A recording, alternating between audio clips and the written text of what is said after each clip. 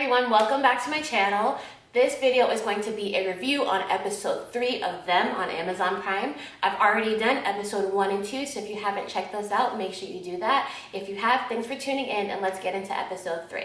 So this episode kicks off with Yet Another Dream by Lucky with the same song, Gone Are the Days. So again, we saw that in the first episode. We saw that Gracie knew that song, and it's another, episode where we're seeing that this song has some type of significance and it's following her in her dreams. She wakes up to an empty house because Henry took the kids out on a day trip. And so she catches one of the neighbor's kids peeing on her linens, and she chases him with a switch. Now, this is another instance of Lucky looking crazy, like the crazy, angry black woman in the neighborhood, like she has no reason to.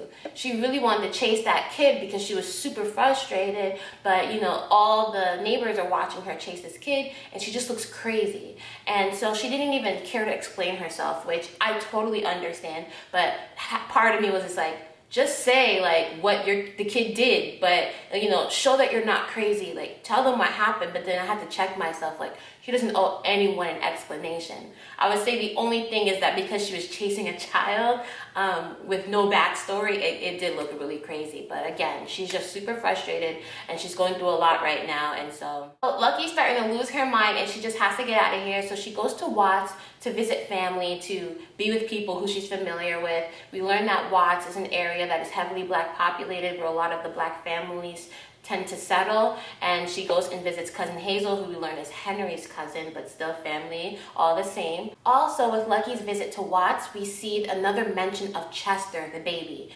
We've seen him in Lucky's dreams. There's a photo in the house. Gracie, who is young, knows about Chester, and also cousin Hazel, so Henry's side of the family, also knows about Chester, but we don't know what happened to Chester. So this is another thing we have to keep note of. Where is Chester? What happened to him?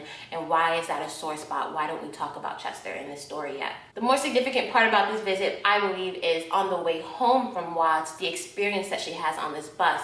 She's on the bus with people and she falls asleep or something happens and she ends up on the bus alone and there's no one else on this bus. Then she sees a shadowy man with the black hat and is terrorized by him or by something. Something's grabbing on her and touching her and pulling her and harassing her, but we don't see that he's actually touching her. We just see his presence there. So that was really scary. And then it seems that she just wakes up and everything is gone. The bus driver is like, lady, you need to get off this bus.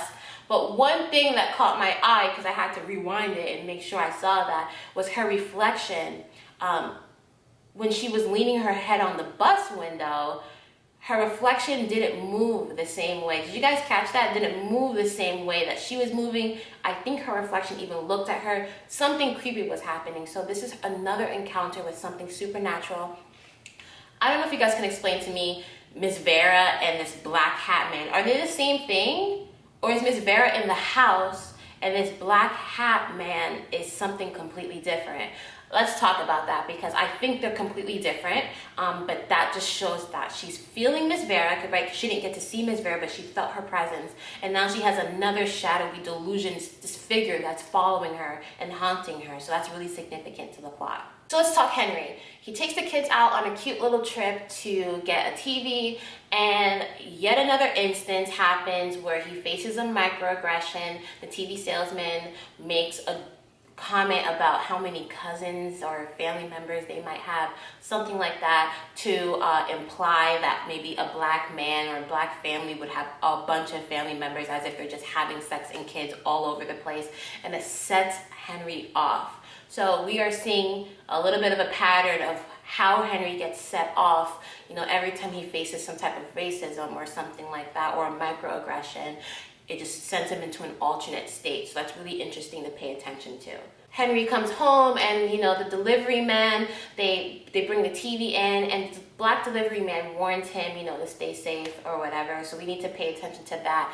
It just seems that everyone knows the precarious situation that the Emerys are in, living in a predominantly white neighborhood, being black being a black family. So he gives Henry a little bit of a warning.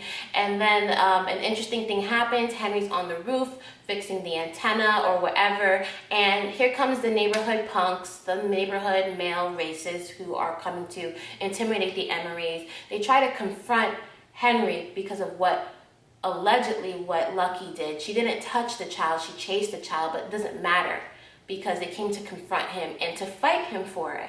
Now, it was an interesting moment because Clark was the only one who had just a bit of sense. None of them have sense because they're harassing Henry and the family. But he had a moment where he was just like, let's just ask the kid what happened. And Marty shut him down. And that just shows that Clark is just not on board with Betty. He does not have the same feelings that his wife shares, that the other neighborhood males share. And it's important to note that because, you know, in the comments and in general, there are some people who are completely delusional about how realistic the treatment of white people are in this show and in reality. This show is based on reality. And I'm going to say it's so loosely based on reality because what actually happened to black people during that time and before and today cannot be put on TV. It cannot be put on TV. This is a very much so watered down version of the treatment of black people during the Jim Crow era. So it's important to include people like Midge, like Clark, like, you know, some of the nice people who work in the stores who have been helping the Emerys, or the delivery people who have just been treating them decently at best, right? Because it does show that not every single white person was racist and heinous towards black people. So I want the viewers to understand that they are purposely including semi-decent, if we're gonna call them that, people, just to show you that there was some variation of how black people were treated by white people. But we need to be realistic here. It was bad. It was horrible. And because it's Amazon Prime, this is TV, anyone could watch this. They're not gonna show you the true heinous things that happened. So I just wanted to put that in there. But anyway, let's get back to Clark. He's having, you know, a moment where he's just like, hey, let's just ask the kid. It just shows that there is some doubt in what they're doing. Not everyone's completely on board with this, let's push the Emerys out, let's terrorize them. Let's briefly talk Betty and the neighborhood. Before the meeting, Betty was trying to rile up her friends and again try to get them just as angry and passionate about moving out the Emerys as she is, but her friends also are just not on board. And it just shows how hellbent Betty really is, and everyone's kind of like, all right, we hate black people, we don't want them here, but like, is it that serious? Like, do we have to, like, you know, keep doing this? And so it just shows that it makes Betty more neurotic, and it's like, listen, if you want a job done, you got to do it yourself. I think that's Betty's mindset at this point. But again, another moment where we're seeing that, you know, not everyone's completely on board with what Betty wants to do, or at least as far as she wants to go to do it. So Betty ends up leading this meeting, this town hall, whatever she wants to call it, and tries to, you know, rile up everyone and kind of get the troops going and get everybody reinvigorated for the cause. And this is her moment, I guess, to take the podium because no one's doing it the way she wants them to do it, and no one's as angry as she wants them to be. And so she's taking charge on this. So a moment that I've been waiting for happened at the end of this episode. Lucky and Henry come together, and Lucky finally tells Henry that something is just not right. Something happened to her. Henry's not quite understanding. Again, they're experiencing different things, but Lucky's really going through it. So Henry does not really understand, but he's so supportive of his wife. I can't say that enough. He's so supportive of his wife. No matter what's happening, he doesn't want her to feel crazy, but he just doesn't understand, but he's listening. So that's really significant. This is like one of the first times they're really opening up to each other, at least Lucky's side, that something is happening and something is not right in this town. Then at the end of the episode, we see that the neighborhood males, the white neighborhood males, after this meeting, decide to do something even more intimidating to the Emerys, to terrorize them by pouring gasoline on the lawn. And we just see that they're trying to set maybe the field ablaze.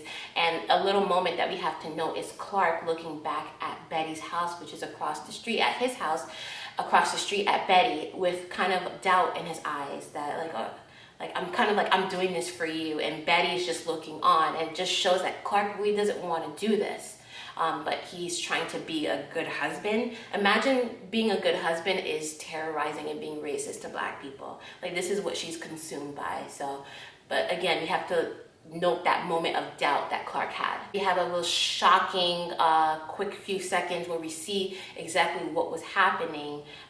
They burned N-word heaven, or they're burning N-word heaven into the field, and that's supposed to be some type of intimidation factor. It was a little bit jarring to see, but that's the reality of what happened. So that is episode 3.